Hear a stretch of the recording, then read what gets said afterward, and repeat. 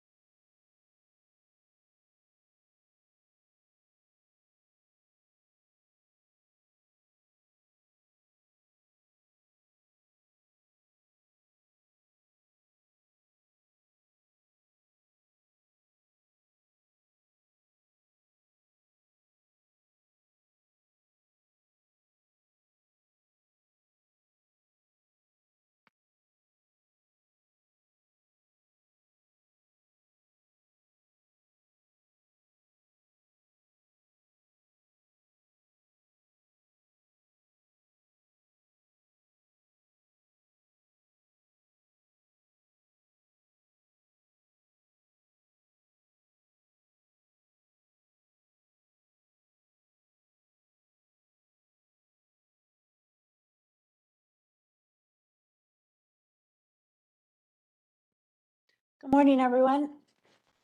City of Avondale, Councilmember Max White. I believe that she is on her way, Chair. City of Buckeye, Councilmember Jermaine Berry.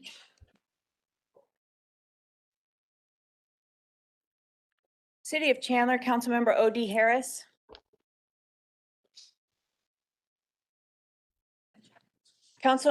City of El Mirage, Councilmember Monica Dorsey. Present. Town of Fountain Hills, Councilmember Peggy McMahon. Here. Town of Gilbert, Councilmember Kenny Buckland. City of Glendale, Councilmember Lauren Tolmachoff. Here. City of Goodyear, Councilmember Wally Campbell. Here. Maricopa County Supervisor Steve Gallardo. He is on the WebEx. City of Mesa, Councilmember Francisco Heredia.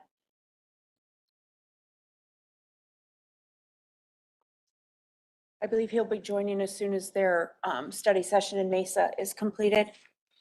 City of Peoria, Councilmember John Edwards. Here. City of Phoenix, Councilmember Laura Pastor. Town of Queen Creek, Councilmember Jeff Brown. City of Scottsdale, Councilmember Mary Ann McAllen. City of Surprise, Vice Mayor Earl Greenberg. City of Tempe, Councilmember Jennifer Adams. Present. City of Tolleson, Vice Mayor Jimmy Davis. Town of Wickenburg, Mayor B.G. Bratcher. Present. And Town of Youngtown, Mayor Michael LaVault. Yes, Pat, I'm here. Chair, we have a quorum and we can proceed. Thank you very much. The public will be provided with an opportunity at this time to address the committees on non-agenda items and all action agenda items for the joint RPTA and VMR meeting agendas. Up to 3 minutes will be provided per speaker unless the chair allows more at their discretion. A total of 15 minutes for all speakers will be provided. Do we have public comments? Yes, Chair, we have one in-person public comment, and then I have 3 public comments that have been written. Okay. via Email. Okay, great. You want to read them first and then we'll have the in-person person? Sure. Okay. The first public comment that was received via email is from Jared Klug. Hello, my name is Jared Klug from Tempe. I just am passionate about quality public transit in our city and state. No AI was used in the writing of this email. There are several main goals, and we must implement rules to stop abuse of smart systems.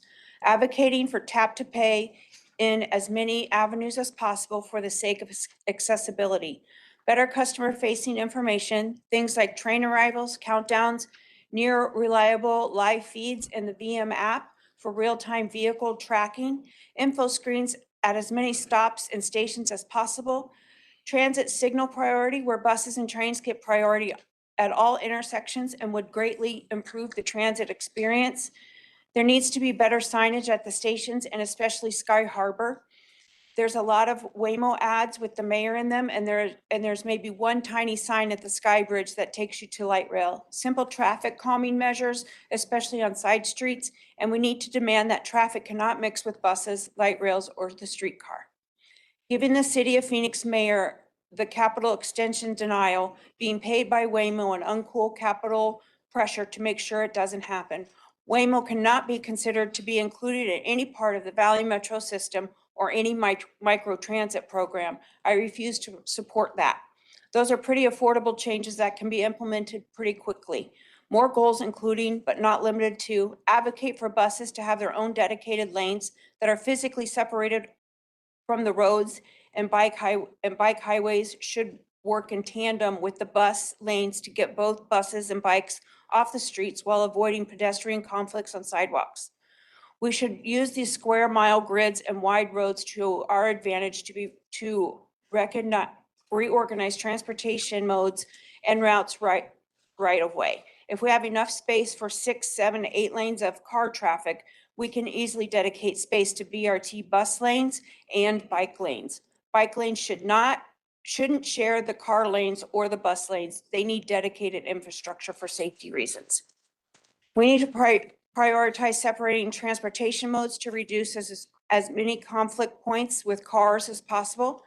In some areas, make it illegal to ride a bike on the sidewalk, then that's a much bigger reason to build dedicated bikeways and highways. I also greatly support larger efforts to install bicycle parking at as many stations and stops as possible, on top of more shady, native, ideally trees and shade canopy structures to help with temperature regulation. It'd be nice to have bicycle parking requirements for development and businesses. Cars get that treatment, so why can't bikes and other modes? We need more bus lines that serve later into the night, as well as into the newer built areas like Queen Creek, Santan Valley, not to mention Buckeye and other outer suburban areas that are growing very fast. They all deserve dignified transit access, especially for students and commuters. I want a shuttle that drives north and south along Price and the 101. More employers should offer cards as a benefit. There also needs to be reduced fare options for those who need it, and they need to be accessible as possible. We need more crossings and access points at light rail stations. Buses, light rail, streetcars, and bikes should all work together to create the best network we can with the resources we do have. Expand orbit buses and build better stops with competent signage of route information. Use transit to connect as many destinations, workplaces to people's neighborhoods as possible while being the least disruptive as we can without compromising service quality.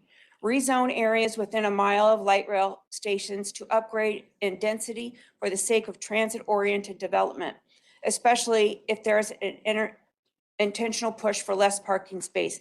Get rid of parking requirements in all or as many cities as possible. We need the stations themselves for both the light rail and buses to be treated with respect in their design, respecting people's time, respecting people's needs to get out of the sun, and making them nice so people are more encouraged to wait. Turns out when a place is pretty, people like to stay. Mr. Systems and adequate shade would be a great start. Transit stops should all be treated as destinations with a priority of services, restaurants, housing within walking distance, and no parking lots or garages. We should repurpose park and ride lots. Lots of space above these lots that could be utilized for development without sacrificing parking capacity. Like, for example, building a deck above the parking lot to build new neighborhoods on top. I think the park and ride lot at Price and Apache is a great case study to look into that idea. We need to build better bike highways, better pedestrian paths that travel along canals. Needs to be citywide. Thank you and thank you for your interest in helping advocate for better transit. If you come up with things you want to improve the system without sacrificing service quality that I hadn't listed above, please feel to write about it.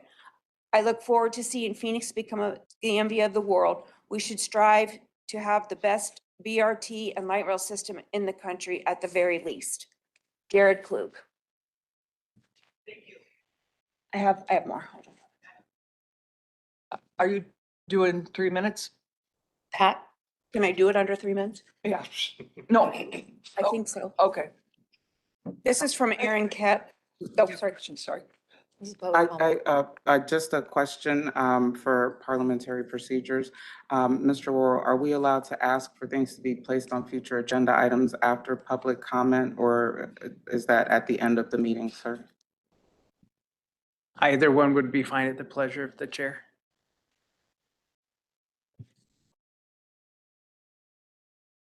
This next public comment is from Aaron Kev. Tap to pay bus operators. There really needs to be more significant improvements in getting tap to pay working on our buses and light rail platforms. There has been many incidents where I've been observing people getting waved onto the bus due to trying to tap a credit card and having it not work. Even more so, I see that people are trying to buy multiple one-day rides during an event because the price of a copper card essentially doubles the cost of their occasional ride. We need to be getting tap to pay yesterday.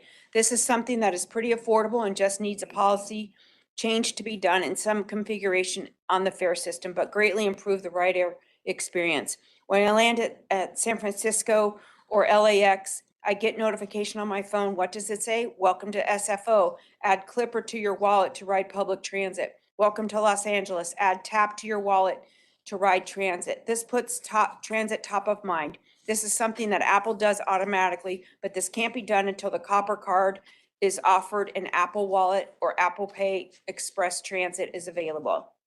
The conversations with Apple and Google, given how slow they work, also needs to happen as soon as possible to get the copper card in the Apple and Google wallets respectively. This alone can help put transit top of mind, as it would quite literally put the copper card in the billions of iPhones out there worldwide. The second they land in Phoenix, they get offered up the virtual copper card on their phones as soon as they exit the plane, putting transit top of mind as they pull their phones out to find out what baggage claim their luggage is at or navigate the airport. Wayfinding. I keep mentioning wayfinding over and over because I can't stress how important this is to get people to think transit. When Tempe Marketplace, Chandler Fashion Center have literal on-property bus stops, but then do very little to make that note of their existence on maps, on signage within the property. This is something simple you can do as a transit agency to coerce some simple wayfinding signage. There are signs for Lyft and Uber pickups. Certainly there can be an additional sign pointing out the transit center. The airport is the one I keep mentioning as it's atrocious. The signage at the SkyTrain station now barely make any mention of light rail station, but many signs about Waymo. We have a very simple one-seat ride downtown, which many at the airport would use. How about announcements at the airport saying, need to get downtown? Take the A-line train. Along with all of those fluff pieces, the airport already plays about fitness trails or America's tastiest airport or whatever. And no child ever went, hey, look at an Uber. But you know what kids do? Hey, look at a train. Let's promote transit more as a transit agency. When we want more riders, here's some free advice on how to get those riders. I literally travel the entire world just riding public transit systems because autism, but rider experience is everything. Okay, good. Thank you, Pat. One more. Okay, one more. This is from Orca MacGyver. Hello, Phoenix infrastructure is in terrible shape. And if you are a person right now, it is easy for a car, but no one is a car. The steps needed to correct this are many, but so are the benefits. The city should focus on expanding public transit options, including light rail, while also making other transportation feel feasible. Existing lanes on public roads should be repurposed to add dedicated bus lanes. Additionally, dedicated bike lanes along with traffic calming measures. Speed limits should be lowered across the board on surface streets and more native trees incorporated into the road design. Thank you. That's all the written public comment I have, Chair. Okay, and then we have someone that wants to do in-person comment? Yes, Noah James Markham. Okay. This is my friend, and he's at the state website.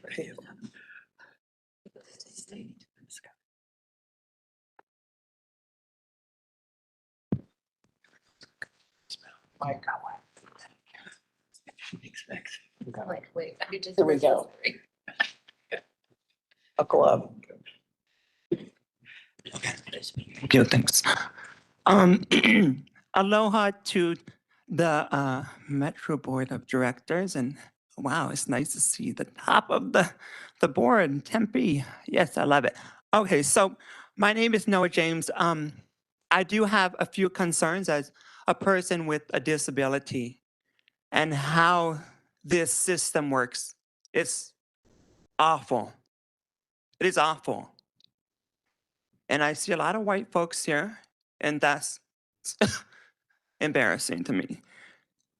Paratransit never drops off on time. If I say I want to go somewhere at 8 o'clock on the bus, I should be there at 8 o'clock, not 9:45 a.m., not 10:45 a.m. It should be 9 a.m. Also, I would like to extend the light rail in Mesa. We need more of it. Go further. Chandler, Queen Creek, Gilbert, Apache Junction, Santan Valley, and Pinal County. We need it. That is a great investment for us. Then, I do ride choice too. And oh my goodness, every time I call, I feel so nervous to call in because I feel so disrespected as somebody with a disability.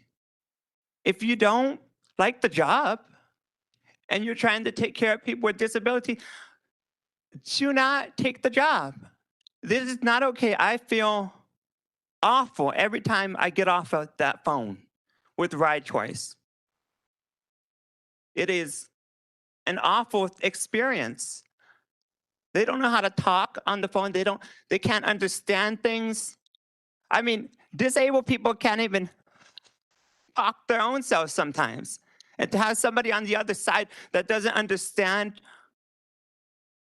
what we're saying, it's frustrating. It's frustrating. These people on the phone, they seem angry every time that we are trying to ask for directions and where we need to go. And it should not happen like that for people with disabilities. And I don't need to be treated like a piece of trash. Because, there's a lot of things that we already deal with in this country. Also, I would like to see the Waymo cars. We need to think about investing in the new future. I love it. I love a Waymo car. And maybe Lou said too. I know they're coming out with self-driving ones. And yeah, so that's it. Thank you so much. Appreciate your comments. All right, now we're going to go to number 2, Chief Executive Officer's report. Go ahead.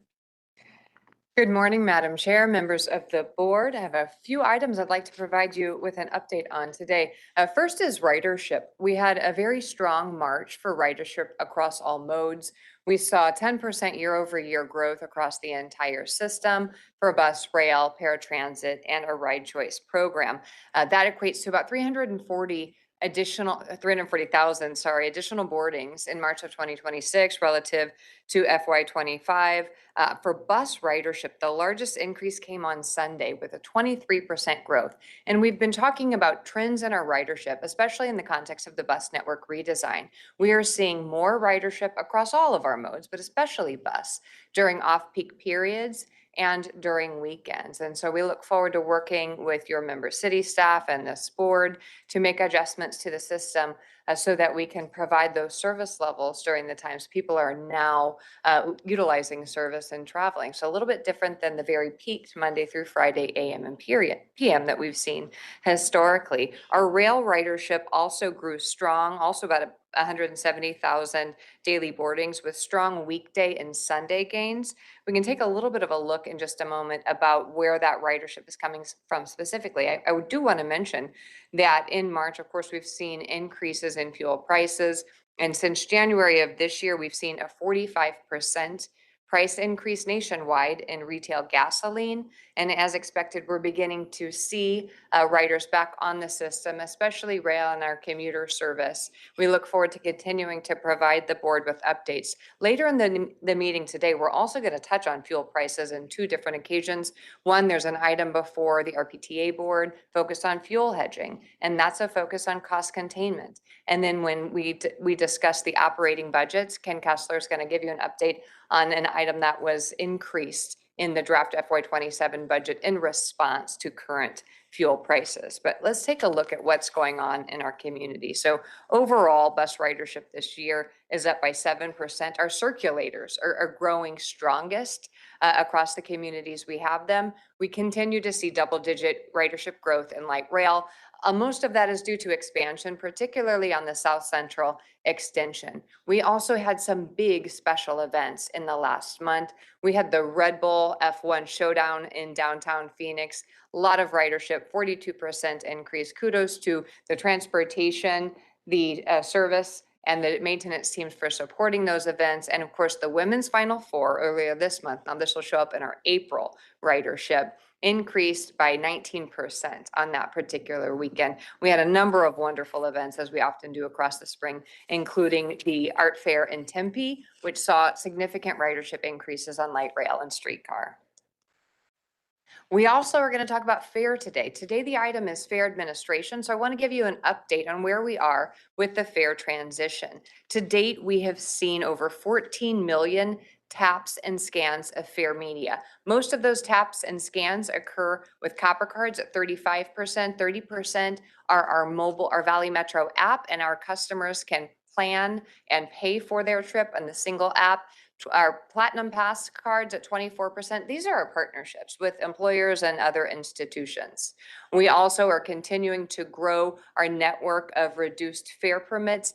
And this was a major change that we made in this fare collection program, where purchasing a reduced fare does require a permit. So we have over 18,000 active accounts. And finally, one of the primary means where people are purchasing copper cards or loading value is our third-party retail partners. Think places like CVS and Circle K. We have 742 locations that to date have generated over $3.8 million in revenue. So let's take a look at how we're performing with passenger revenue against our operating budget. This is cumulative fare revenues for bus year to date. Our annual bus fare revenue in the FY26 budget is $4.7 million. From July through February, our collections were at $4.6 million. If this trend continues, which we expect it to continue or exceed that based on our ridership growth, we expect to be at least 49% over our budget. I have a question. If you could go back to the streetcar slide, it was down quite a bit. I'm just down 26%. How can you explain that to us? Yes, thank you for your question, Madam Chair. So in fall of 2025, we introduced fare payment to streetcar for the first time. When we opened streetcar in March of 2022 until fall 2025, streetcar was fare free. And so I think that's really taken a bite out of some of our very short trips where people may be choosing to walk or use a circulator. We do have, of course, a large network of circulators in Tempe that are fare free. So I think we're seeing people shifting to circulator or walking. But we are working with our fare team and our marketing team to try and build those partnerships and relationships to promote this excellent service. So we see a rebound in streetcar. We expected a drop and we're seeing that. Okay, thank you for the explanation. Yeah, thank you for the question. Fare certainly does matter. So as I mentioned, we are on target to exceed our bus fare revenue expectations for the fiscal year. Taking a look at rail fare revenue, our annual forecast is $7.1 million in revenue. Year to date, we're at $4.1 million. So we may not hit that revenue target. I am optimistic, though, with current ridership that we will hit our budgetary target. And again, this revenue is as of February. We're working very closely with our security team to enhance our fare inspection and our fare enforcement. With our new fare collection system, riders have to tap their card. So when I'm bored, I've got to tap my card at a validator every time before I actually get on the train. That's new for our riders. And so we're working with signage and enforcement at the platform level to remind our customers to tap every single time they board. So kudos to the security team. Our fare compliance program is going well. We are averaging about 24% of fares inspected every week, and that's against our 20% goal. So kudos to safety and security for that performance. Finally, we're delighted to participate in the Arizona Transit Association statewide conference here in Mesa on April 6th through 8th. Valley Metro had a large presence. We offered mobile tours, one focused on crime prevention through environmental design and public art across the rail system. Thanks to staff for hosting that, and board members, Councilmember White and Councilmember McAllen for participating in that tour. We also hosted tours focused on existing streetcar and streetcar expansion via the planned Rio East Dobson streetcar extension. Special thanks to staff and also Mayor Bratcher for participating in that tour. Finally, quick look ahead. We will be back on our regular schedule here May 21st for our Board of Director meeting, and then the final meeting of our fiscal year will be held on June 18th. That concludes my report. Madam Chair, may I answer any questions? Do we have any questions? I'm not seeing any. Oh, okay, I can't read who that is. Oh, Do you know what No, nobody has any. Okay, thank you. Okay, thank you very much for the report. Number 3, Audit and Finance Subcommittee update. Councilmember White, the Audit and Finance Subcommittee Chair, will now provide her update from the March Subcommittee meeting. Thank you so much, Madam Chair. Good morning, everyone. The Audit and Finance Subcommittee met on Thursday, April 2nd. We received an update from our CFO, Mr. Kessler, let us know that we didn't have any new revenue information at the time, but that through February, about 5% over prior year and 2% under budget, which is pretty consistent trend.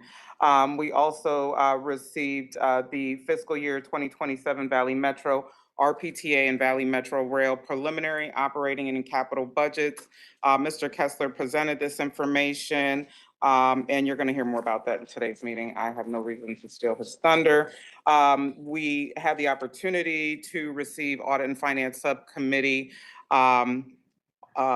report in regards to security contract management audit, and our team approved those results that were presented to us in our executive session. Mr. Conrad presented the construction management audit results for us, and we approved those. Fair enforcement audit results were presented as well.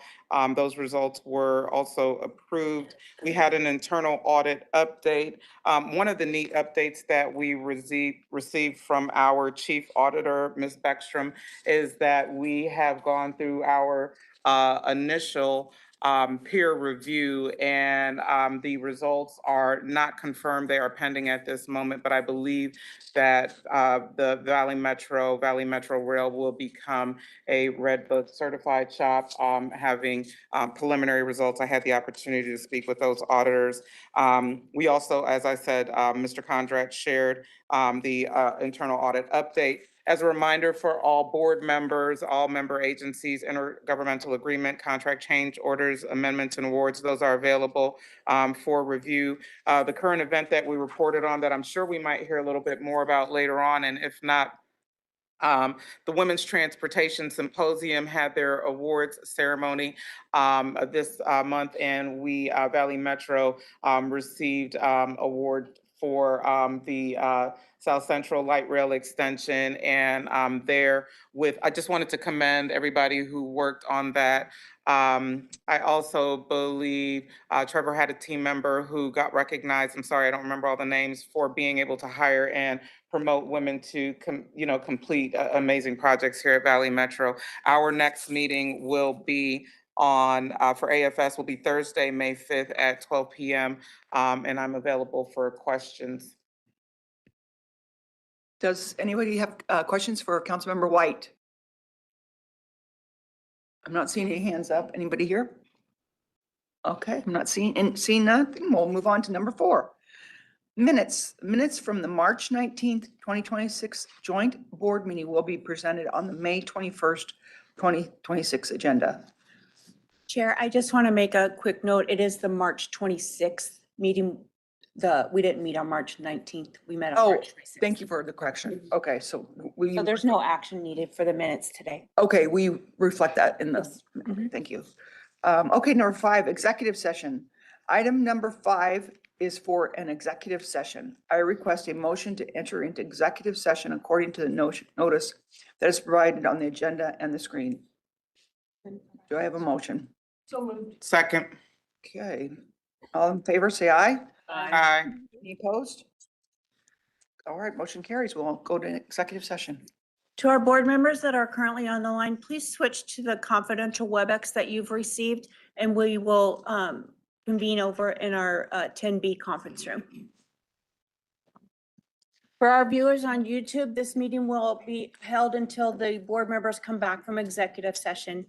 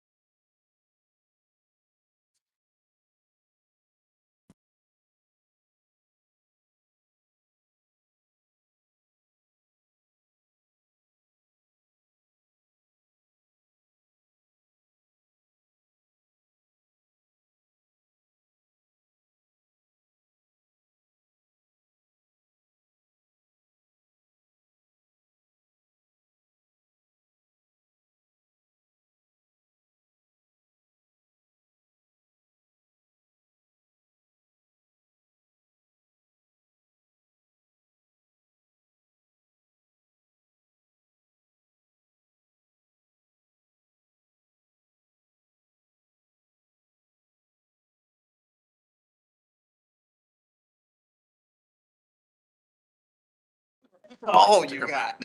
Oh, yes, thank you. I need a motion. I move to come back from executive session. Second. Second, okay, all in favor? Aye. Any opposed? All right, we're back in business. Let's go. So administrative office lease contract amendment. Item 6 was tabled at the March board meeting. At this time, I'm going to continue the matter. Oh, this is not right. Sorry. We're, We just need a motion. At this time, the motion had been tabled. okay, It's back on the agenda again, and so the chair should call for a motion. okay. All right, do I have a motion to approve the contract? Second. Okay, all in favor? Aye. Aye. Any Hang on, we're doing a vote. I'm sorry, we have to do a roll call. Sorry, I missed the motion in the second. Sorry. I move Go from there. the administrative office lease contract amendment. I second Max White. Would the chair like a roll call vote? Sure, let's do that. Thank you, Michael. City of Avondale, Councilmember Max White. Yay. City of Buckeye, Councilmember Jermaine Berry is not present. City of Chandler, Councilmember Odie Harris. Let's stop there. He did not rejoin the call. City of El Mirage, Councilmember Monica Dorsey. Present, and I vote in favor of the lease as presented. Okay. Town of Fountain Hills, Councilmember Peggy McMahon. Aye. Town of Gilbert, Councilmember Kenny Buckland. City of Glendale, Councilmember Lauren Tomlichoff. Nay. City of Goodyear, Councilmember Wally Campbell. She has not rejoined the call. Councilmember Harris, I see that you're on. What is your vote regarding the office lease contract amendment? Yes. City of Goodyear, Councilmember Wally Campbell. Still has not made it back on. Maricopa County Supervisor Steve Gallardo. He doesn't have his mic.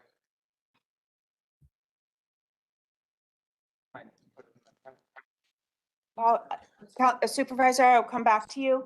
City of Mesa, Councilmember Francisco Heredia. Yes. City of Peoria, Councilmember John Edwards. City of Phoenix, Councilmember Laura Pastor. Yay. Town of Queen Creek, Councilmember Jeff Brown is absent today. City of Scottsdale, Councilmember Mary Ann McAllen. Yes. City of Surprise, Vice Mayor Earl Greenberg. He has not rejoined the call. City of Tempe, Councilmember Jennifer Adams. Yes. City of Tullison, Vice Mayor Jimmy Davis is not present today. Town of Wickenburg, Mayor B.G. Bratcher. Yes. Town of Youngtown, Mayor Michael LaVault. Yes. Chair, Council, I'm sorry, Maricopa County Supervisor Steve Gallardo. He actually, let's see, you have your hand up. Is your hand for a yay or a nay? You can enter in the chat, his vote in the chat. You can enter your vote in the chat if you prefer.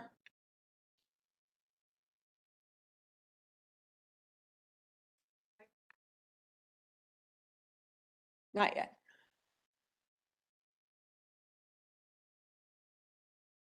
Supervisor Gallardo, your system is muted. Oh, hold on one second. Yep. It's on the screen. He voted yes. Okay. Motion carries. Thank you all. Next item. Fair administration policy. I will ask Ken Kessler, Chief Financial Officer, to introduce this item. Ken. Thank you, Madam Chair. Dan Rawls, Manager of Fair Programs, will provide a brief presentation to the board on fair administration policy. This item is presented for action. Fair members of the board, I'm here today to provide two updates related to the FAIR study that was initiated previously. The first one is the fair administration policy. Our current FAIR policy right now establishes the pricing, products, and programs that are available to our customers, but doesn't necessarily put forth the guidelines and the process we follow to distinguish or to establish our fair pricing and policy. The fair administration policy supports the goals and objectives that are listed on the screen. And as I mentioned, will provide a process for us to follow to review our fair pricing and policies every 3 years on an ongoing basis to determine if changes would need to be made. It obviously aligns with the objectives on the screen, and then also defines the roles and responsibilities as well as potential changes that would happen with that 3-year review. I will leave the recommendation on the screen and open it up to questions. Sure. Thank you, Madam Chair. Thank you so much. I think I just want to reiterate our daily rate. How much do you spend if you want to ride all day? $4 all day on local service. $4 all day. You use the Copper Card or the Valley Metro app. For the Valley Metro app. And then how much does that work out to be per month? $64 for full fare for the month. Reduced fare would be $32 for local service. So I think that as we talk about the policy, we have to be able to find a way and innovate, because the policy doesn't dictate the functionality. So whether it's through our app or being able to have people activate that tap to pay, we need to be able to make sure riders, as they said, that are coming in from the airport and all that, we need to splash this information. I think this is the bang for the buck. If you're going, even in Avondale, if you get on our We Ride, if I want to take a total of 3 rides in a day, I'm still paying $6. I don't max out and cap out at the $4. So I think there needs to be a better way to make sure, as we administrate this and as we look at it in 3 years from now, hopefully we can get more ridership, but I think we need to make sure it's being shared more broadly. I don't think that's clear from our public comment. Thank you, Madam Chair, Council Member. We completely agree. And on item number 8, fair study recommendations, one of the items that Dana is going to be presenting is further marketing of our fair programs. Chair Adams, Councilmember Odie Harris asks why the review will be every 3 years. We currently, thank you, Madam Chair, members of the board. We currently don't have an annual or any kind of review in place. So the 3 years was established as a part of the process to determine the fair policy, just to make sure that we have a regular review and cadence. I don't know that there's a specific reason it's 3 years, but we currently have nothing in place to require that review, and we wanted to make sure that we're staying in line with the needs of the region. Since we're in a time. Madam Chair, members of the board, the 3 years is the minimum requirement. So that would be the minimum requirement. At the direction of the board, we could establish a review of the fair policy and pricing at any time. If we do adopt the fair administration policy today, that will initiate the first review, and then another one would happen at 3-year period, if not sooner. Questions? There was a notation, Councilmember Harris, on the screen that said, why can't we do it? Correct. Yes. Any other questions? Okay, I request a motion and a second. So moved. Second. Any other discussion? Yes, I cannot hear the chair for some reason at all. Well, Odie, that helps if I put on the Oh, okay. microphone. Okay. Oh, I what- bet you now can what- hear me now, can't you, Odie? I can't. I can't. I didn't hear you before. Thank Okay, well- thank you, Odie, for pointing out that very important fact. Okay, we have a motion and a second on the floor. All in favor, say aye. Aye. Any opposed? Motion carries. 8, fair study recommendations. I will ask Ken Kessler, Chief Financial Officer, to introduce this item. Gonna be All right, Mr. I will Riles cover that again. one again. Dane Riles, Manager of Fair Programs. So as I mentioned earlier, the Fair Study is the second item that we'll be covering today. As a quick recap, the Fair Study was initiated in fall of 2023. We came back in October of last year with some initial recommendations. In January, we provided an update, and then today we're going to be providing our final recommendations for the Fair Study. On the screen, you will see there are 10 considerations we previously covered, and we're going to talk about 3 of those briefly today. I also want to point out that today's discussion and approval is not a fair policy change. It is the approval to move forward with the process to determine if we should continue on to the fair policy change, and that vote would be at a later date. So we are going to cover 3 topics today that were initially presented. The others we have decided not to move forward based on your feedback and other considerations. The first one will be the Express Rapid reduced fare. We currently do not offer a reduced fare to our Express and Rapid service, so riders who are qualified for reduced fare would pay the full fare. A large percentage of our revenue that comes from the Express and Rapid service is from our Platinum program, over 80% of that revenue. I also want to point out that in addition to the fare study finding the opportunity to add the reduced fare for Express and Rapid, the City of Phoenix in October will be launching all-day rapid service for 2 bus routes, which means it will operate throughout the day, which will, by the FTA guidelines, require us to offer a reduced fare for that service. On the screen, we've also provided the boardings and revenue impact, but I do want to add a few notes about that. The revenue impact that is shown is likely overstating the impact because that is based off of riders who are qualified for reduced fare, but not how they are paying for the reduced fare. As I mentioned earlier, our Platinum program accounts for 83% of the revenue that comes from Express and Rapid. So the likelihood is that the revenue impacts would be far lower than is shown on the screen. The modeling also does not account for the new service that City of Phoenix will be providing with the all-day ridership, which would also add ridership to the service. If this item moves forward, we would need to go through a couple steps, as I mentioned, to get to a formal fare policy change, which includes a Title VI review, public outreach, and then a vote later on the policy change. This would also go to the City of Phoenix Council for their approval as well. The second item that we've briefly mentioned already is the increased marketing of our fare programs and system. This is not necessarily an action item that needs additional work other than to initiate some of the marketing and outreach that we plan to do.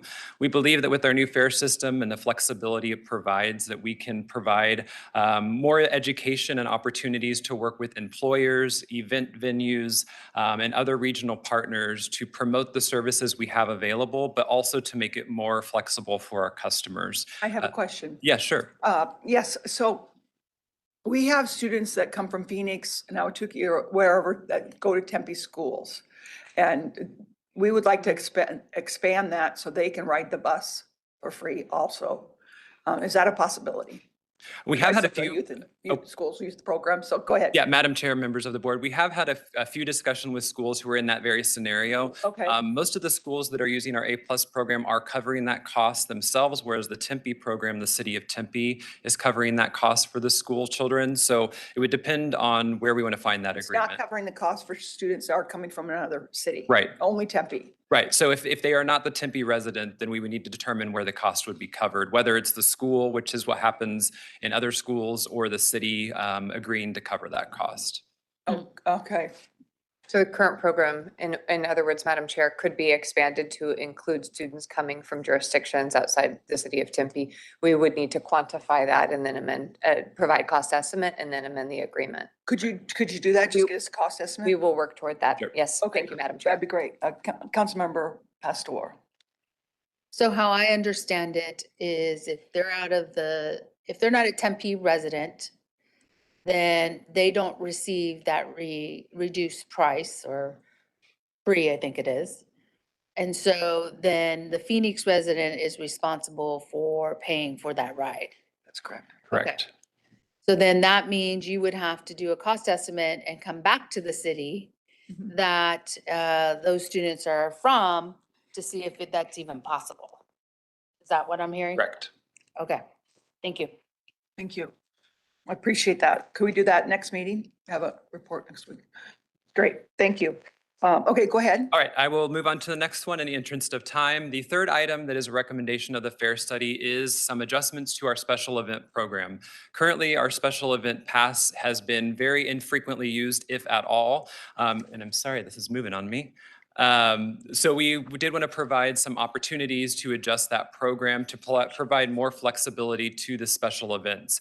The reasons we're recommending these changes is to increase ridership and to recover revenue that we believe could be recovered from events that are currently happening by partnering with event sponsors to implement a special event pass for those events. So we're trying to get more people on the transit system, add new ridership and revenue, but also recover revenue from events that are currently happening as well.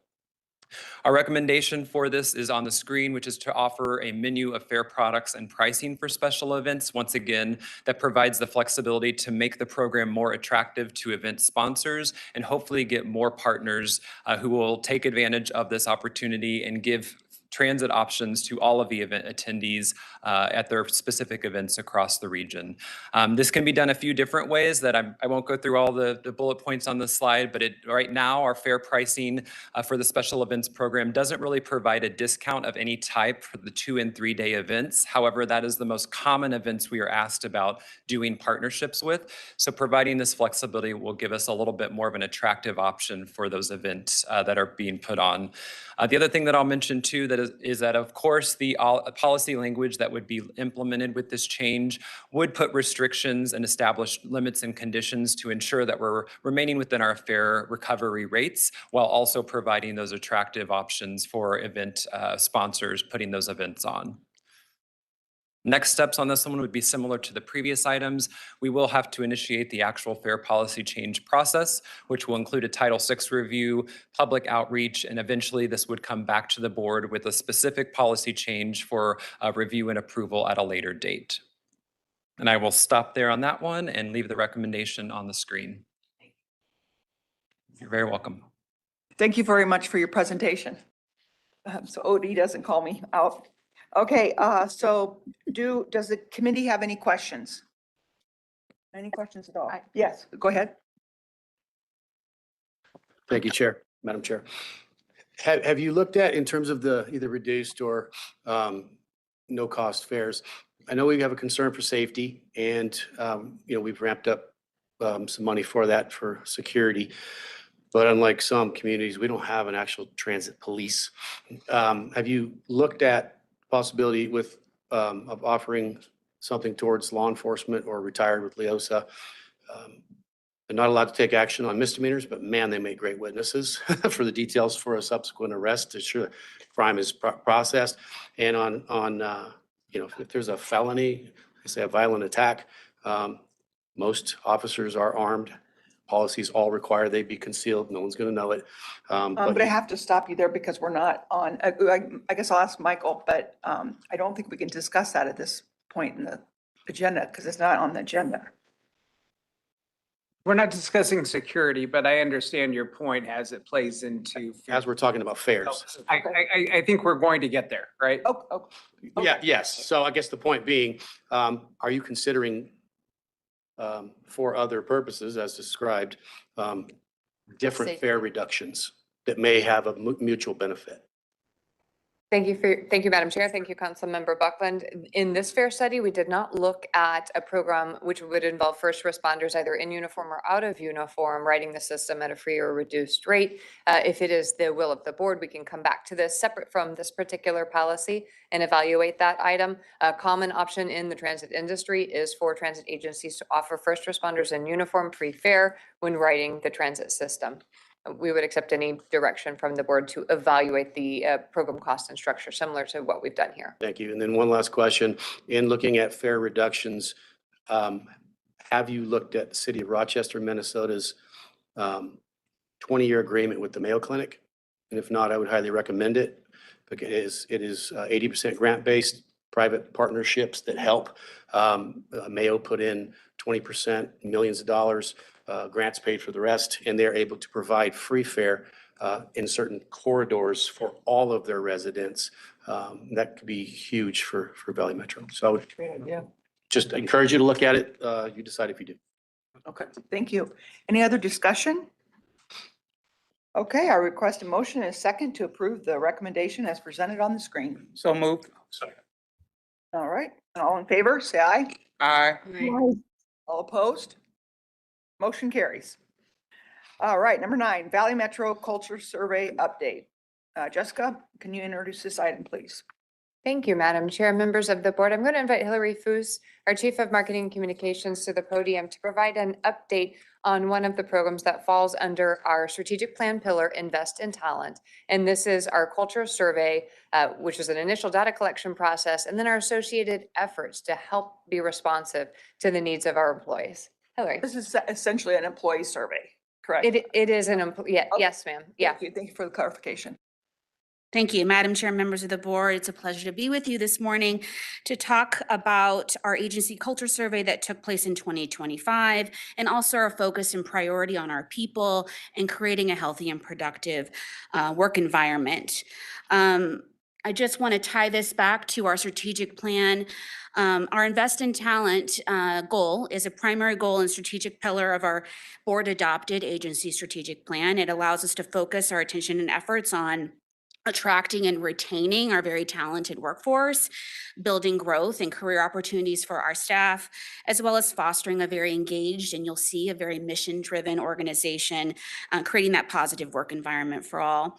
It is through regular employee feedback that we remain centered on this goal, and today we'll share with you the results of the survey from last year. I'm here alongside Penny Lynch, who is our HR director, really the whole Valley Metro team, and we'll be joined in hearing from shortly Philip Rich from Flex Surveys. Flex Surveys helped us create this online anonymous survey that was distributed across the organization, across all divisions, including those frontline team members, so we can hear their very important voices.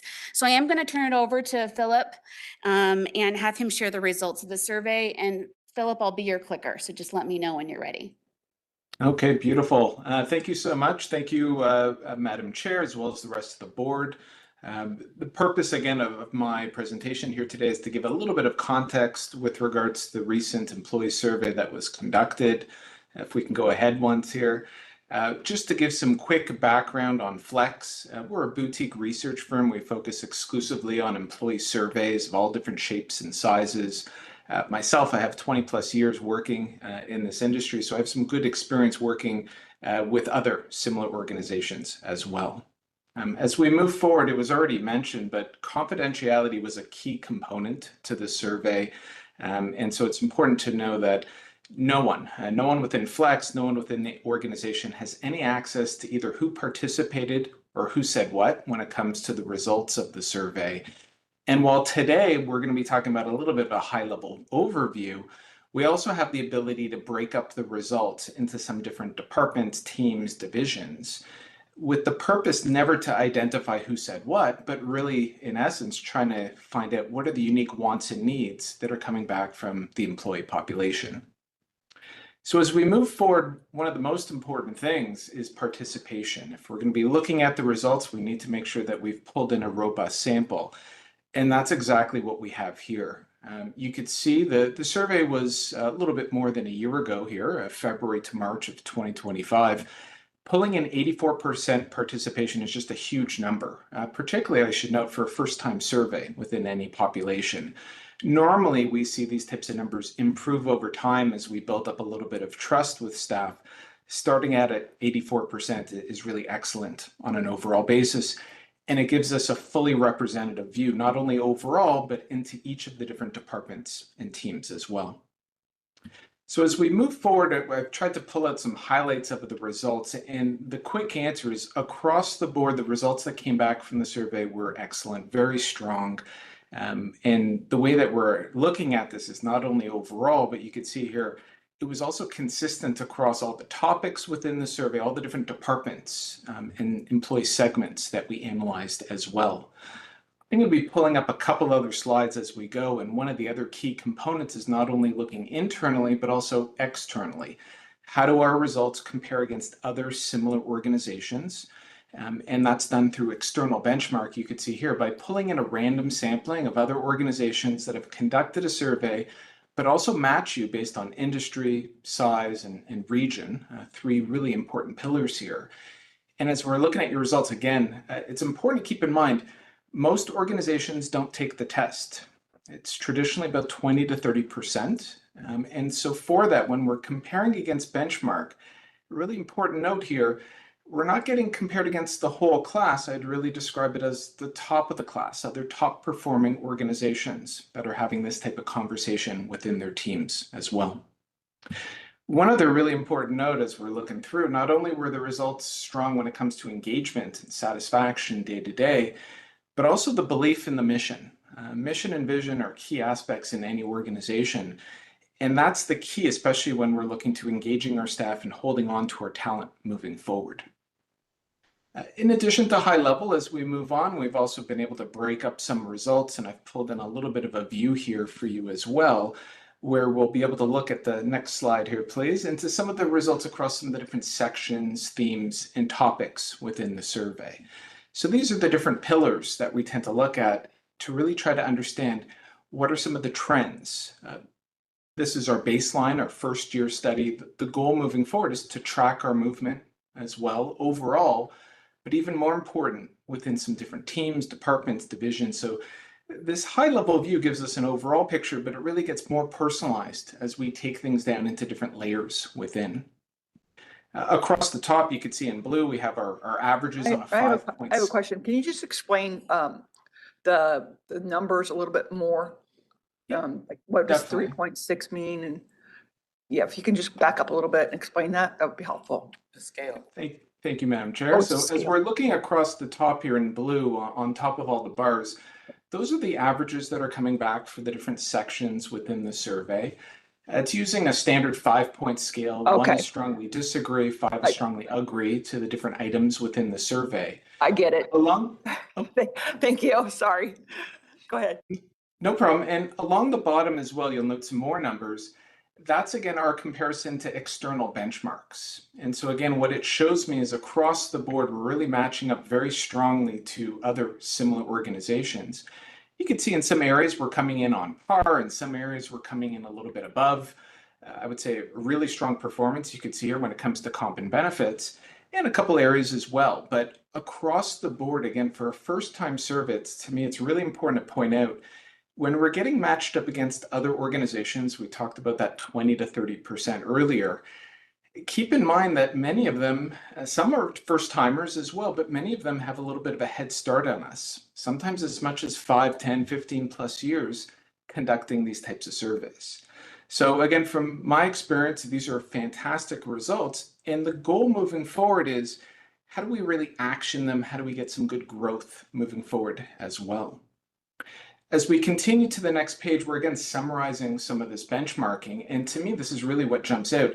87% of all the questions, or 37 questions in all, you can see here we're coming in at or above those 50th and 75th percentiles. Really strong performance across the board. There are a couple areas as well. We can see 6 questions or 13% where we're coming in and around that 25th percentile. But it's really important to keep in mind good, better, and best. That's really how we see these. So across the board, we're really matching up well with expectations. And in addition to the numbers, one of the other things that was really important that came back from your staff, you'll be able to see on the next slide, is they were very comfortable sharing their feedback as well. Just a huge amount of qualitative came in within the survey. 88% of all respondents came back, shared some open comments as well. So to me, that really built off the strong participation, showed that people were comfortable really trying to help us learn moving forward. What should we be acting on? I have another question. Can we get we always have a list of all the comments when we do our police surveys. Could the board be provided the comments? Yeah, definitely. That's something that we pull. One of the things that we could do as well, if it's helpful for the board, is, in addition to the comments, a little bit of a summary that we've done. So what our team has already done is combed through all these different comments and pulled it together to really summarize some of the key themes. Right. Yeah, I appreciate that. I want the list of all the comments. That's okay. That's how we do it at the city of Tempe. It's really helpful. Okay.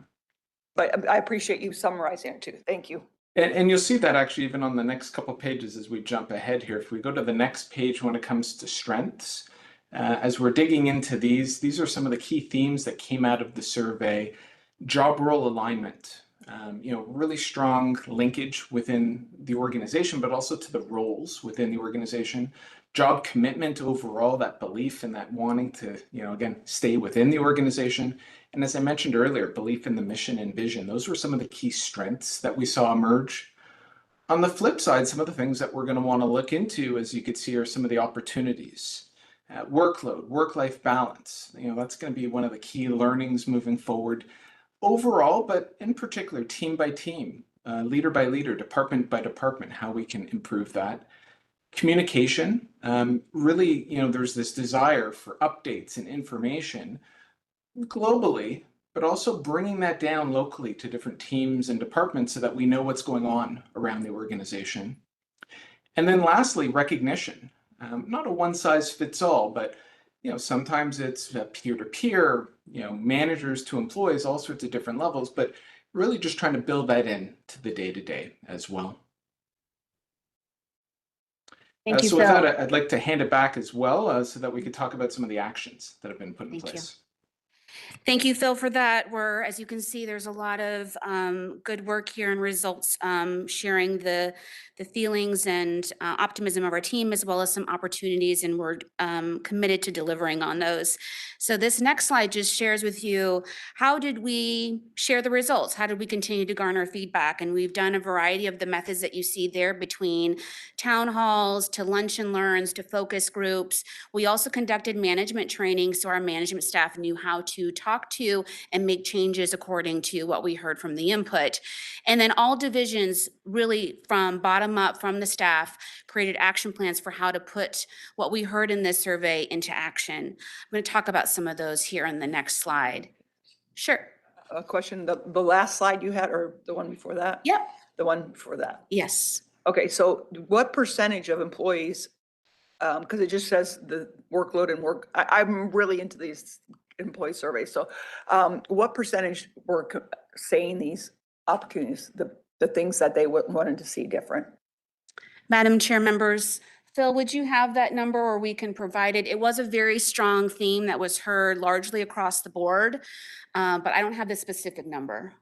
Yeah, that's something I would like to come back to you. So just to make sure I give you the right information, Okay, but just to be clear, it's driven from some of the numbers within the results in terms of areas that flagged, as well as some of the commentary as well, but I'll be able to pull that together for you. Okay, I'd like to propose that for next month, that you have more specifics. Thank you. Sure.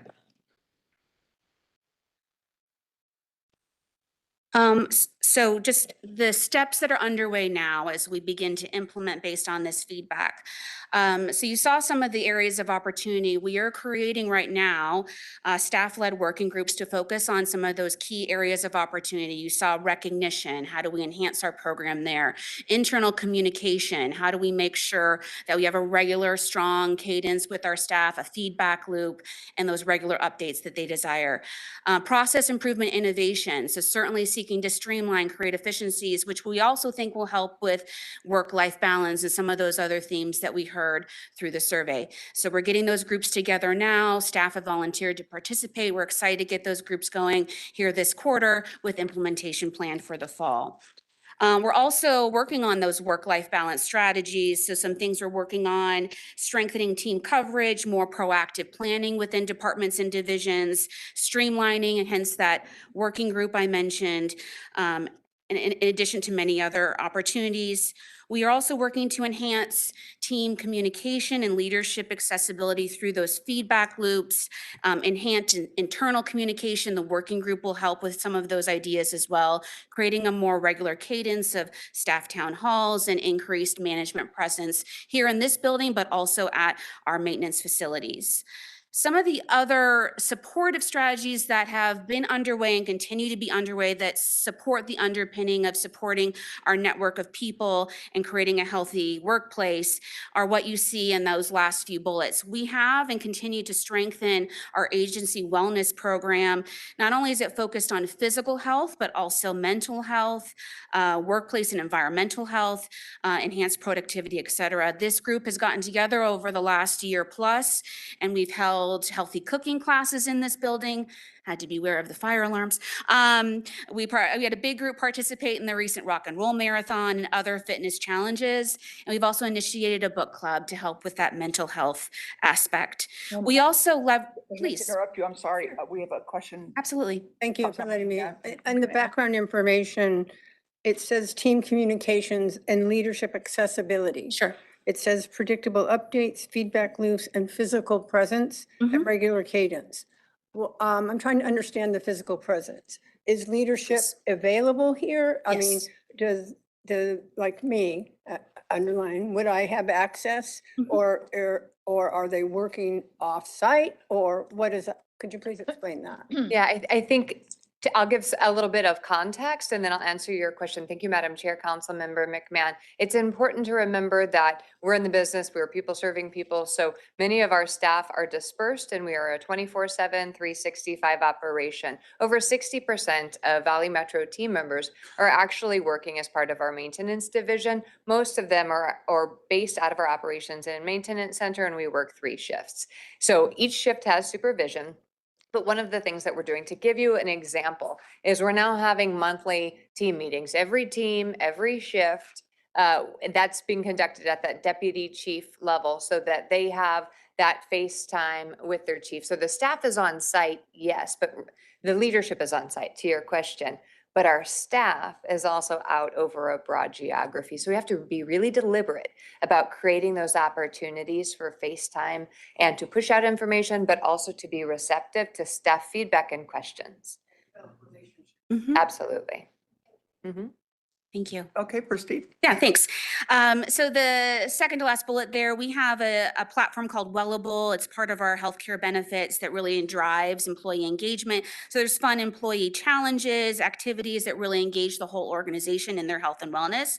And then we continue to do leveraging our healthcare benefits, year-round employee education on the benefits that they already have and that we will continue to educate on. We just conducted virtual seminars on the availability and benefits within EAP. We have a financial health series underway now with experts to help people with their financial planning. We've also conducted wellness screenings and vaccination opportunities, again, leveraging the great employee benefits that rated very well in this survey and continue to make those accessible and helping our staff understand what's available to them. And we will continue to do these efforts. In terms of next steps, obviously you heard a lot of implementation that's underway.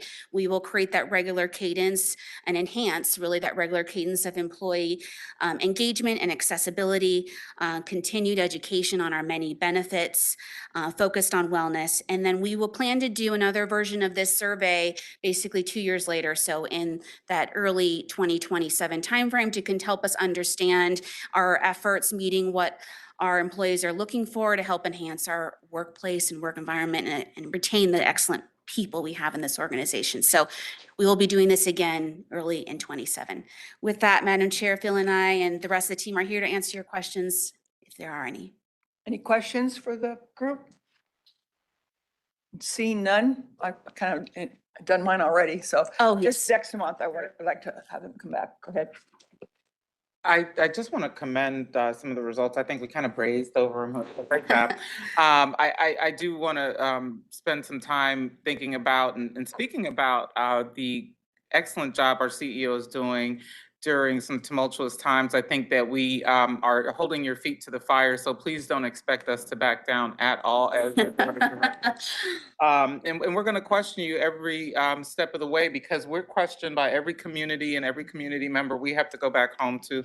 We have to make fiscally sound decisions wherever we are. But to hear that your people on the first go at it responded to an employee survey at the rate of 85%, coming from the financial services industry with my specialization being in HR. I just want to commend you on their engagement to your leadership, providing very serious feedback. So we didn't give 5s across the board either. So there is a runway to improve here. So I think that should be taken extremely seriously, commending each and every employee for feeling safe to tell the truth. I think when you have a culture where the truth is not accepted, what ends up happening is people let things kind of slide, but I feel like not seeing all 5s was really a true testament to, hey, there is some room for improvement, but we are on the higher scale. just really wondering if there was some Six Sigma methodology used here, or what methodology for the project management and variance and the rates of kind of based on us and other cities was used, or was there another method used, just kind of the 1%, 2%? I noticed it was the tighter percentage differences. So that was just something that I don't need the answer to right now. As it relates to time, maybe when you follow up with the chair, we can find out that methodology that was used to get those variances and those data points. But other than that, I just wanted to kind of give that commendation result because it wasn't a yes man survey. And that's good to see. It gave us valid results in ranking up in the top 30% of the nation with places to work. I mean, I think that's probably commendable and might even get some national ranking and recognition as it relates to industry-wide reviews. So thank you very much for what you're doing here. Thank you for presenting the information. Thank you so much, Chair. You bet. I concur. Thank you. Okay, Thanks, Bill. any other questions or, oh, okay, I'm seeing none. So travel and expenditures is number 10. Do we have any questions from the committee? This item is presented for information only. Who's presenting it? For information only. Oh. The information's provided in your packet. Okay, For great. information All right, thank you. Okay, report on current events and suggested future agenda items. Do any of our members of the committee have current events or suggested future items for consideration? I do have a future agenda item. I want to know about the Ed Pastor Scholars or Scholarship. And I want an update and the process of choosing those scholars. Okay, thank you. Anyone else? Yes. Councilmember. I don't have anything. Oh, okay. Councilmember White. Thank you so much. I would like to find out the status of our tap to pay and learn more about the recommendations that were made for people coming into Sky Harbor for transit and advertising. I think we got in the public comment we received today, I believe we got a plethora of information. I can't say enough about innovation in transit. So I think one of the things we heard about, it sound kind of adversarial. I really want to level set and not necessarily protect the member agency, but just be cognizant of the fact that if Waymo is operating, that's just right choice and another methodology. But I mean, we have to become innovative as we look to the future. So whether that's getting more into the aviation space for marketing and making sure that those people who arrive at Sky Harbor know the option to just jump on rail right there is available, or tap to pay, or alerting and linking applications that might be out there, whatever we can do to make it more efficient to get more folks to ride Valley Metro. I appreciate that, as well as making sure we're in a community that allows for other modes of transit, whether we are the conveyor and vendor of that, but also another item is, what are we doing in the space of charter? Valley Metro can be a charter organization. We have buses that have wheels that go round, and I don't think that our fleet is fully leveraged or always using every bus. So maybe when they have some of these major things coming into town, I liken it to, excuse me for using a competitor since I'm thinking about charter, but that provider driver kind of thing, the major charter type situations. We need to find every dime and nickel under the rug right now, and that might just be a missed opportunity for us to use our fleet in a charter fashion. So that's an opportunity for us to look at. I mean, why can't we be the preferred, driver of one of our major sports teams? So when they get off the plane, they're getting on a Valley Metro bus. I mean, that would, to me, if you want to talk about negotiating and getting a marketing agreement, then everybody thinks Valley Metro looks cool because that big sports team rides the bus. So we have to be more innovative. We have to look for that low-hanging fruit on the trees that are in each and every one of our communities throughout our 19-member service areas. So those are just some things that I would hope that we can put on future agenda items. Thank you, Madam Chair. Yeah, those are great suggestions. Councilmember White, I like it. Thinking outside the box. Anybody else for future agenda items? I already discussed what I wanted for future agenda items. So, okay, the next meeting of the joint boards is scheduled for Thursday, May 21st, 2026 at 11:15. I request a motion and a second to adjourn. So moved. If I may, Madam Chair. Yes. So I'm taking copious notes for our next agenda items. It will be the June agenda. We're already in our May cycle. We had our May meeting on Monday of this past week with our TAG and Financial Working Group. Okay, thank So you. we actually will start June pretty early in May. Okay, thank you so much. So I have a motion, all in favor? Aye. Aye. Any opposed? Adjourned.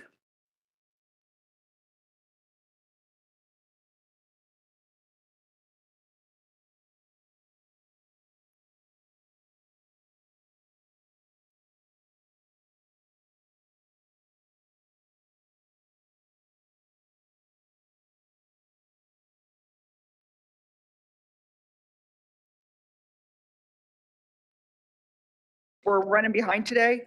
So do I have the minutes? What's that? Nothing. I move approval of the consent agenda. I second. All in favor? Aye. Aye. Any opposed? Okay, motion carries. Shoot. We're on item number 2. Are you showing two as? Fuel hedging Okay, program. okay, good. I'm on the right. Okay, the next one is number 2, fuel hedging program authorization. And this is for action. Go ahead. Thank you, Madam Chair. I will invite Michael Matthews, our controller, to the podium to provide a brief presentation. This item has been in the works for a while. It is especially timely because this is one of a couple of strategies that you're going to see in the next 2 months that are intended to help us stabilize our energy costs. And here at Valley Metro, our primary sources of energy are electricity for buildings and our rail fleet, compressed natural gas for our bus fleet, and then also diesel and a little bit of unleaded fuel for other on-road fleets. So Mr. Matthews, walk us through this program and strategy. Thank you, Madam Chair, members of the board. In September 2025, the board approved a contract with a fuel hedging consultant. With the assistance of that consultant, a fuel hedging policy has been developed to help us initiate a fuel hedging program in accordance with industry best practices. The program doesn't change how we're going to buy fuel. We'll continue to purchase fuel through our existing contracts at market prices. Hedging is a financial instrument that allows us to reduce budget uncertainty during periods of price fluctuations in the price of fuel. On the graphs here, I have examples of how the price of natural gas and diesel has fluctuated over the years due to the price in the marketplace.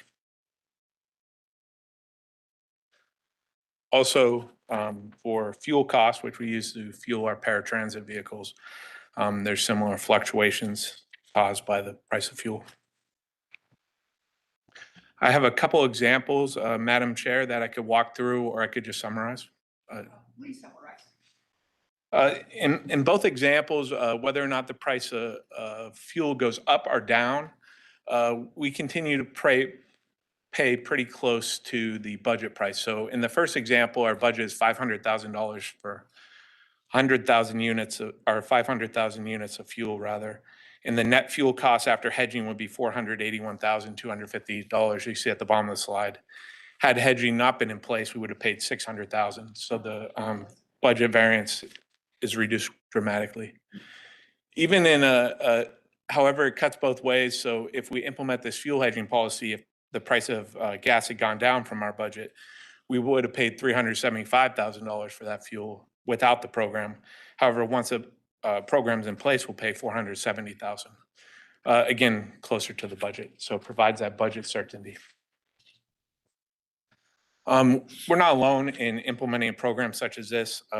It is an industry standard. We reached out and confirmed these 5 agencies listed in the slide are currently using fuel hedging. Today, we're asking for authorization for 3 things. The first is a new fuel hedging policy. In that policy, we indicate that the price and purpose of this is to reduce price volatility and provide budget certainty. We put limits on our, ourselves to ensure that we're not speculating by ensuring we only hedge 100% or less of annual forecasted consumption. We don't hedge out more than 36 months. That time range allows us to take advantage of low periods of low pricing. And we're restricted on using futures or swap agreements by Arizona revised statutes. There's no, again, I just want to emphasize, there's no price change to what we're paying suppliers or member cities for the fuel we're using to fuel our buses, paratransit vehicles, et cetera. It's not affected by the renewable natural gas contract that you'll see next month, that, where we're trying to obtain rebates for using renewable natural gas. And it explicitly prohibits speculative trading. I have a quick question. You probably said this, but how long do we have this going on, the fuel hedging? I mean, do we have a year or 2 years? Madam Chair, the policy allows us to enter into fuel hedges of up to 36 months in the future. So if prices were at historical low levels, such as they were during COVID, we could lock in those prices for a period of up to 3 years. Okay, thank you very much. We're also asking for authorization to amend our investment policy. When it was enacted, we did not have the ability to purchase futures or swap agreements as an allowable investment. They are allowed under Arizona revised statute as listed there.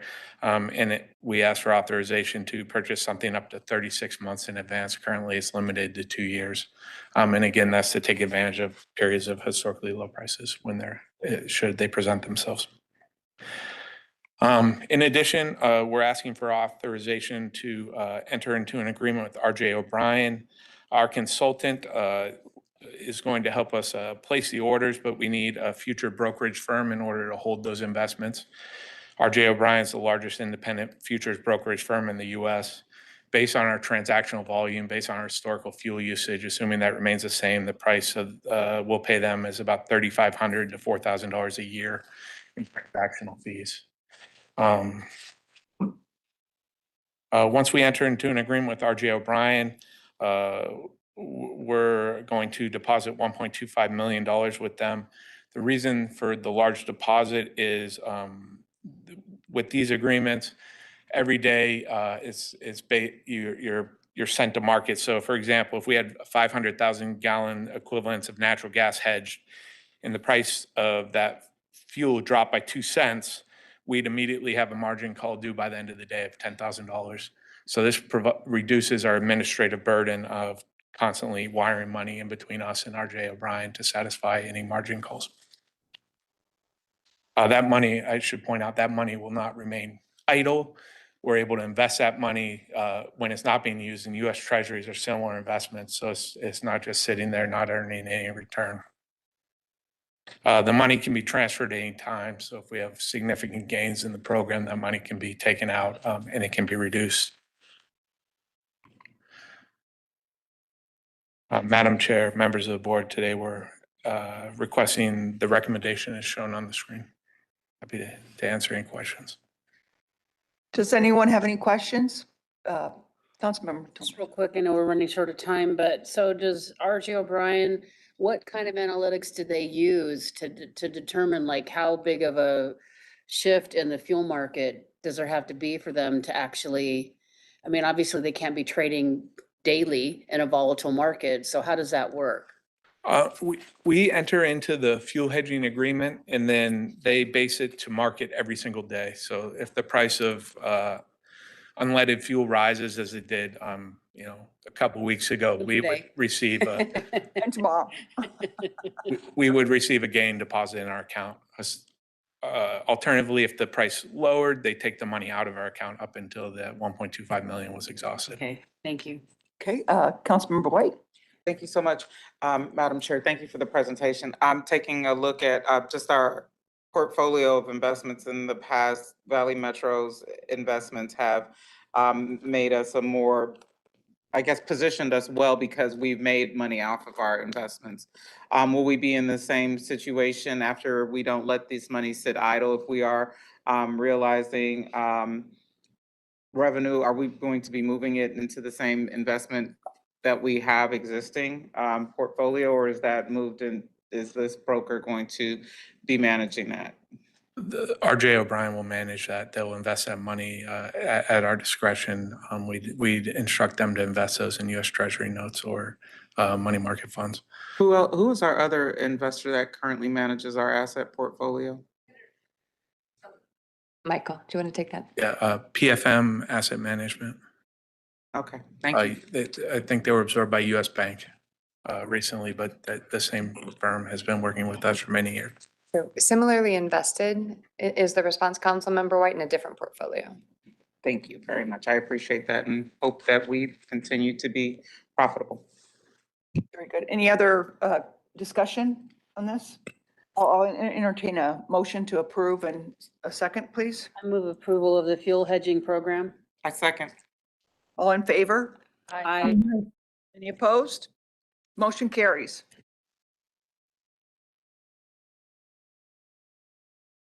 Okay, number 3, Valley Metro fiscal year 27 for information only. Thank you, Madam Chair. Ken Kessler will provide a brief presentation on the current state of the draft FY27 budget process. This looks similar to the budget we walked the board through last month and that we shared with Audit Finance Subcommittee earlier this month. So just high-level notes, the RPTA operating budget is a 1.2% reduction relative to our current year operating budget. That includes significant reductions, including $2 million in personnel. That's 17 positions that are currently vacant that would not be carried forward into the FY27 operating budget. Reductions in contracts, administration, equipment. We do have some increases. Mr. Kessler will walk through. We've got a fuel increase. This is an item we're carrying forward in response to the current very volatile fuel market. We're also currently negotiating an amendment to our paratransit contract item. And then we've got similar items on the Valley Metro Rail. So Ken, walk us through it. And I want to pay particular attention, since we've walked through this, to our 5-year outlook. I think that's super important while we're having conversations about the financial stability of the organization, to take a look at our funding streams, their anticipated performance, and our anticipated costs for the next 5 years. Ken. Thank you, Jessica, Madam Chair, members of the board. Just walking through quickly. So again, the budget is built around the strategic plan. How we build it here, we're starting with the base budget, adding in those ongoing obligations and continuing commitments. And then if there are any Valley Metro new recommended initiatives, which this year there are 0, I just want to reemphasize that. And that arrives at our total budget. So what does that look like in terms of the numbers? So for RPTA, we have about $11.5 million reduction in the base budget.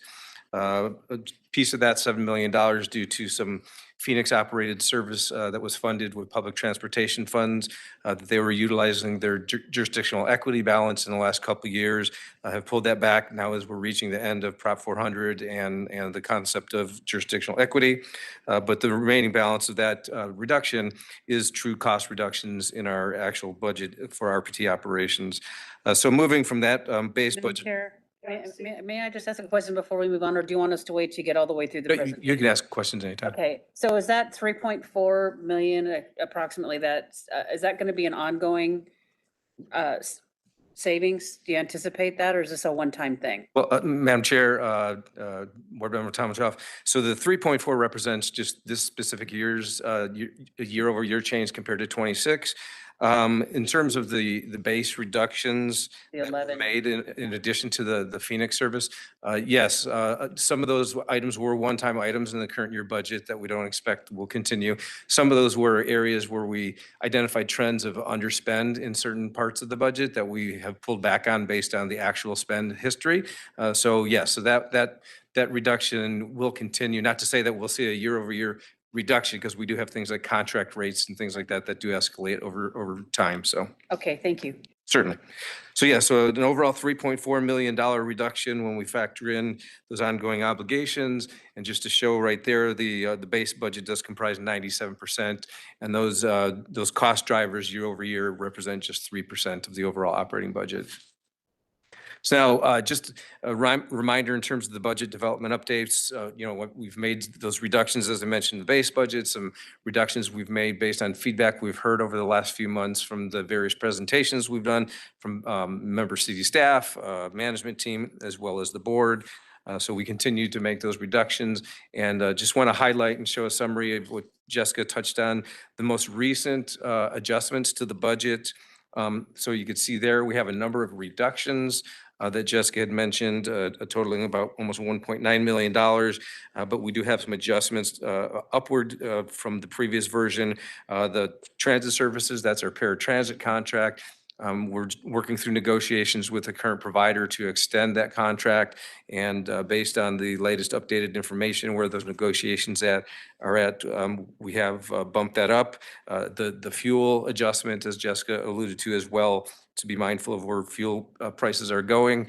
And then we did have some ongoing last final kind of classification compensation adjustments built into salaries in the most recent couple of months that were built in going forward. I have a question. For the personnel services, when do you typically do the raises?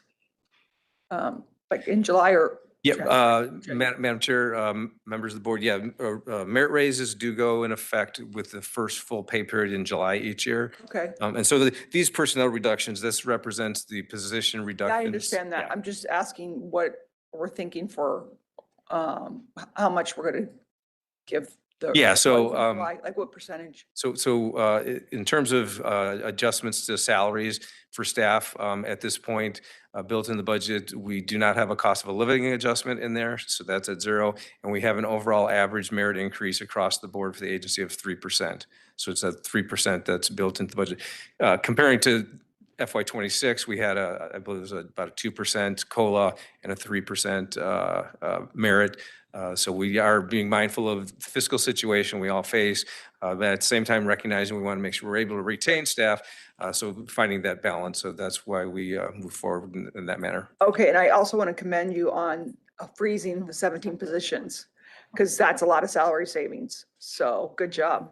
We're not going to freeze them. Oh, you're not freezing? They're them? eliminated. Eliminate them. Oh, thank you for the correction. Yeah. Yes. We are not Better carrying yet. them forward in the FY27 budget, so they won't be in FY27. They won't, to Councilmember Tomlinchev's earlier question, they wouldn't be carried forward in FY28. Okay, thank you. Go ahead, Madam Councilmember White. Chair, thank you so much, Madam Chair. Thank you, Mr. Kessler.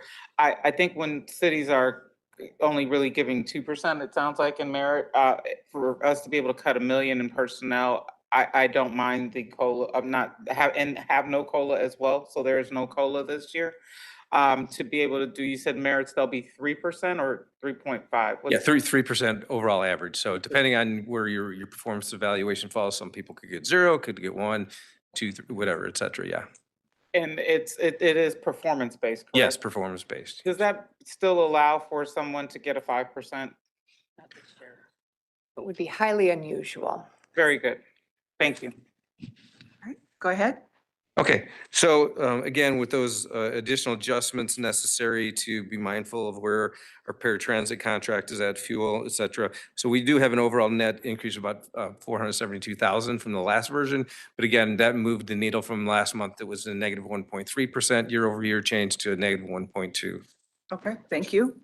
And looking at the budget from the operating budget from our program perspective. So again, here's showing the numbers by program, obviously fixed route demand services, the overall majority of the RPTA operating budget.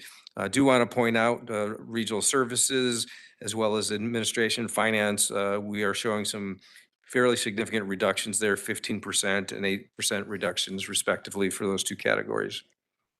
Then moving on to the sources, again, for the RPTA operating budget, primarily funded by public transportation funds and member city contributions. And that's just highlighting a summary of those ongoing obligations, those cost drivers that really there's very little control over, those contract rate increases that are built into contracts year over year for our operations contracts, as well as other items like the overall fuel increase that's kind of really more inflation or market driven. And then regional services provided by City of Phoenix. So an overall $7.9 million increase due to these ongoing obligations.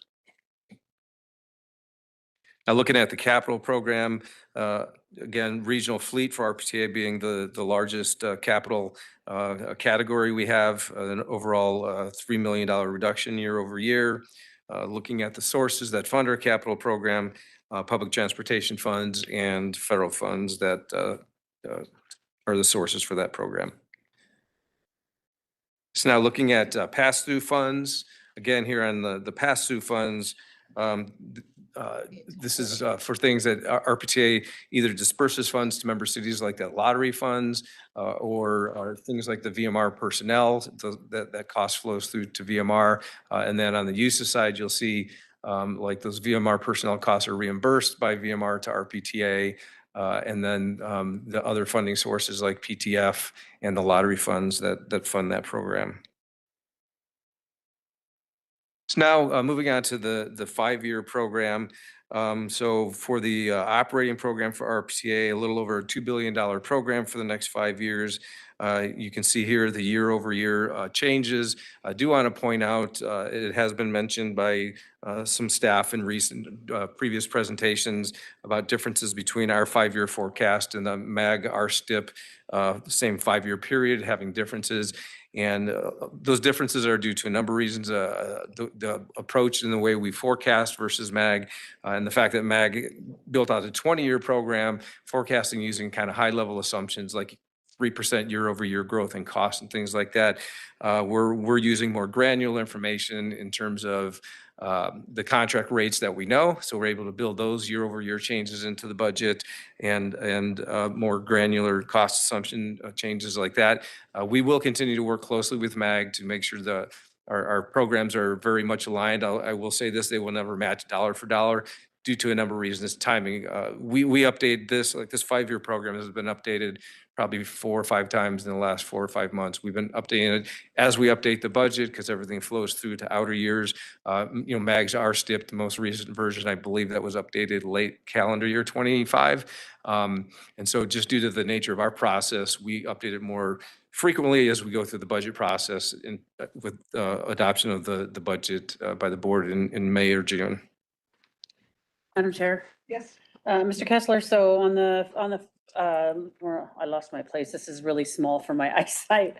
The regional services and administration line, the fiscal year 27 shows 2021 to 20, and then it drops off. All the subsequent years drop off to in the 15 range. What's that attributed to?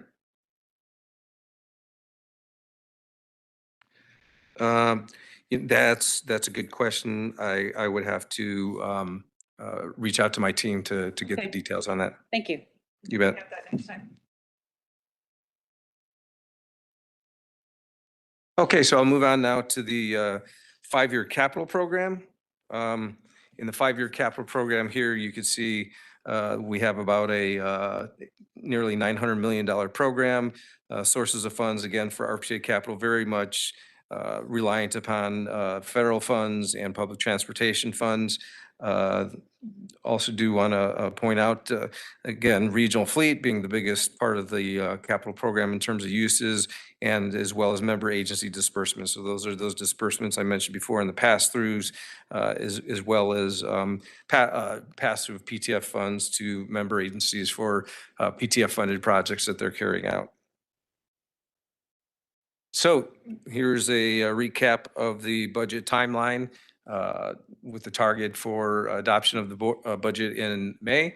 That concludes my presentation. I'm happy to take any more questions. Do we have any more questions? Yes, go ahead. Thank you, Madam Chair. Can you go back one slide? So the question asked by Councilmember Tomachov, if you look at the rail program disbursements, 4, 7, 5, 71, and 6.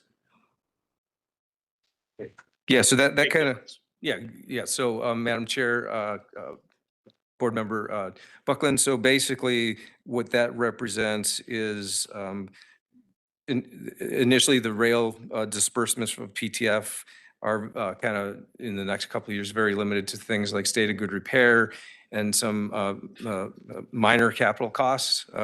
Right now, we're kind of more in a planning phase for our capital program on the VMR side of things.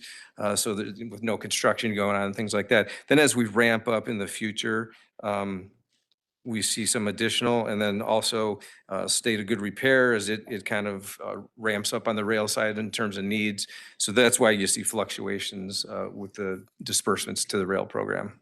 Thank you. Any other questions? Seeing none, thank you very much for your presentation. Thank you. Yeah. Thank you.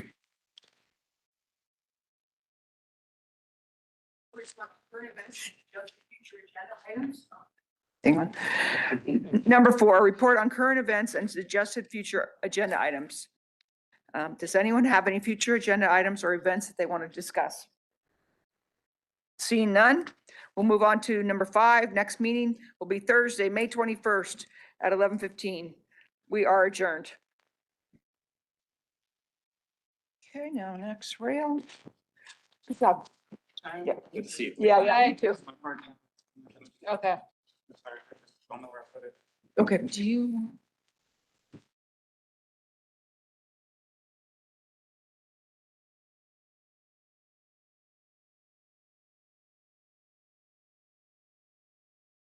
Okay. Okay, now we're going to.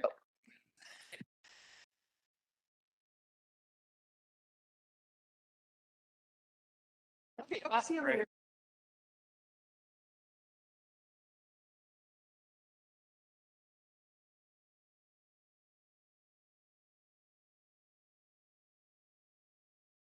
All right, here we go. I'm going to convene the meeting. Welcome members, that's you and me. Item number 1 is the consent agenda. The consent agenda is presented for action. The following 1A through 1C. Are there any questions from the committee? No questions. Move to approve. Chair, we're going to approve items 1B and 1C, as 1A is the minutes that have not been completed. Okay, Okay. got it. We're approving 1B and 1C. Okay, Okay. thank you for the clarification. Got it. So can I have a motion? Yes, a motion to approve. And I'll do the second. There's a motion and a second. Any discussion? All those in favor say aye. Aye. Any nays? It looks like the ayes carry. Item number 2, this is so random and weird. Valley Metro Rail, Inc., fiscal year 2027, preliminary operating capital budget. I believe Ken Kessler is going to introduce this item. All right, thank you, Madam Chair. So we'll move through the VMR budget here fairly quickly. Some similarities between the two budgets. So I'll just kind of hit on the highlights here. So again, for the VMR current budget, with the most recent adjustments we've made, we're looking at a $129.8 million FY27 operating budget, or $7.9 million year-over-year change.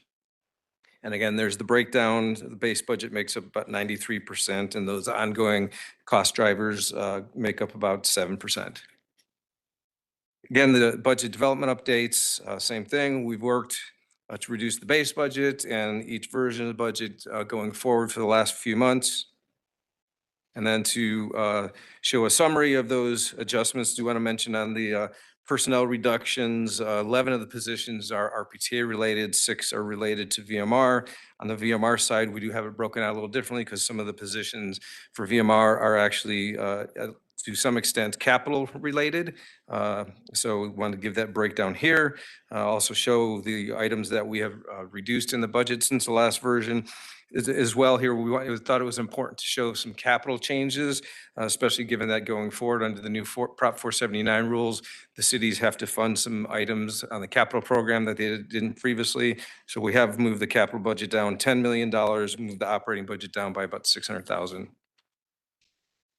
And then looking at the budget, operating budget by program, again, an overall 6% increase for VMR, 7% for light rail, 4% for streetcar, and our agency operating, which is essentially all the administrative costs of Valley Metro Rail, is down 5% year over year.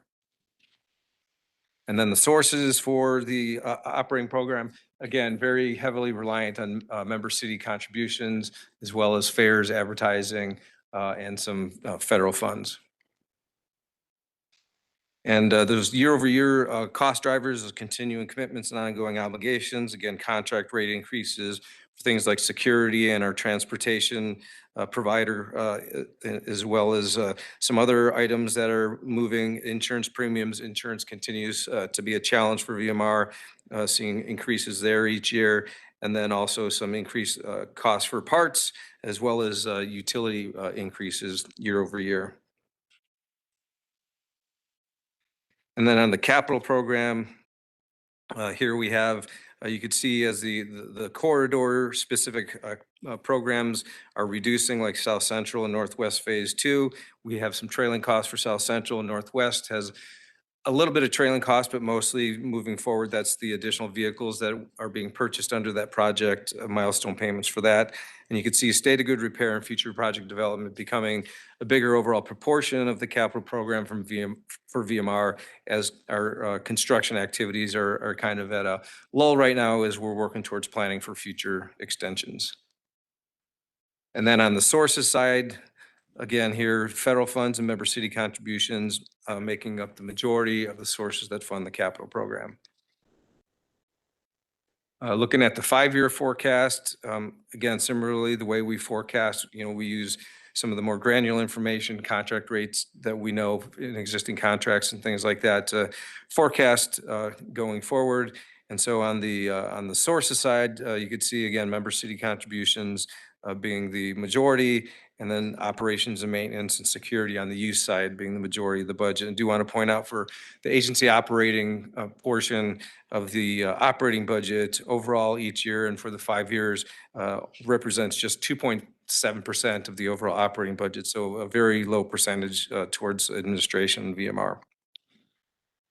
Now looking at the capital program, about a $1.1 billion program.